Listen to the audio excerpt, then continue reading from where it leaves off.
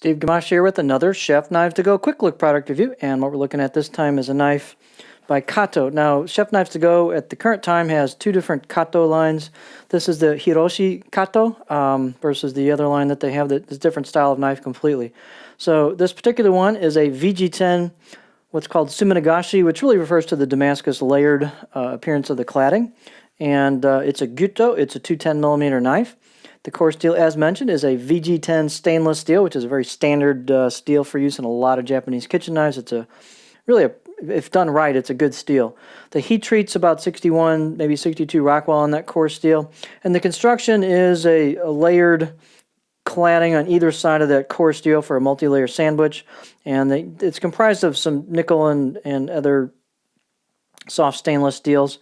So it creates a Damascus effect, the way they have it pattern welded, and it's etched as well, so that pops those layers, and the nickel reacts differently than the other steels and or the other materials in here, and creates a really nice contrasted effect. So that's the etching at work there. The weight on this knife is about 5.7 ounces, or 161 grams, and the edge length, these will vary just slightly, but this one's 212 millimeters on the edge, or about 8.35 inches.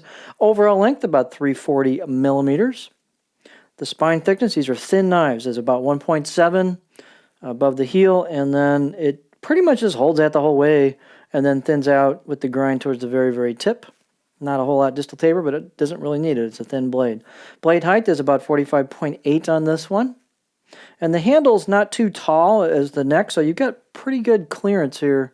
Unless you've got big fingers, you've got a pretty nice clearance despite that not having a real super tall knife.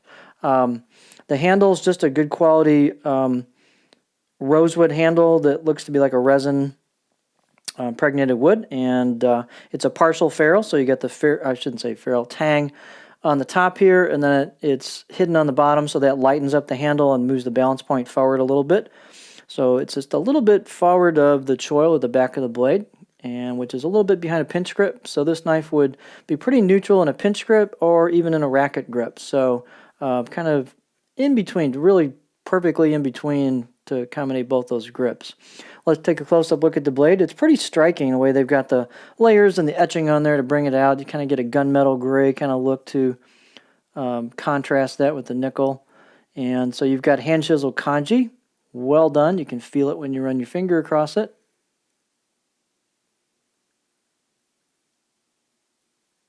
Sorry, trying to get my focus right there. There we go. So we're trying to show some of these layers here. There's your core steel showing through. Out of the box edge on these, I'd say I'll give it a 5, maybe 6 out of 10. They've got pretty decently ground bevels and pretty sharp out of the box. You can get it sharper, of course, if you know what you're doing with sharpening stones, but pretty sharp out of the box. They are ground pretty thin at the edge. And we'll take a quick look here. The tip's pretty thin as well, so these are pretty good performing knives. The profile on the cutting board looks like this. Fit and finish is good on the overall blade with a little bit of relief on the spine and the choil, the back of the blade, so they're comfortable out of the box. Pretty well just take them out and start using them unless you feel the want to sharpen them. So these have a pretty curvy profile, and you can see I've got a little bit of a flat area, but not much because it flows into a little bit of back belly towards the heel. So this one's kind of curvy. And I don't get real tall on this, but I can get about right there as far as starting to dig the tip in the cutting board.